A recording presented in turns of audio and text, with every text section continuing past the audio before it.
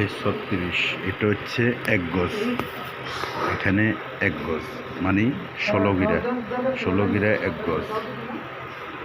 আর এখানে হচ্ছে 18 ইঞ্চি সমান আধা গজ, আধা গজ মানে 8 গিরা। আবার এখানে হচ্ছে 9 ইঞ্চি, 9 ইঞ্চি মানে 4 গিরা, 4 গিরা। সুতরাং মানে 1 গজের 4 ভাগের 1 ভাগ, 4 গিরা। আবার এটা হচ্ছে 36 ইঞ্চি সমান 1 গজ, এই 36 ইঞ্চি। আবার 1 মিটার, 100 সেন্টিতে 1 মিটার বা 39.5 ইঞ্চি। আবার 39.5 ইঞ্চি তো 1 মিটার।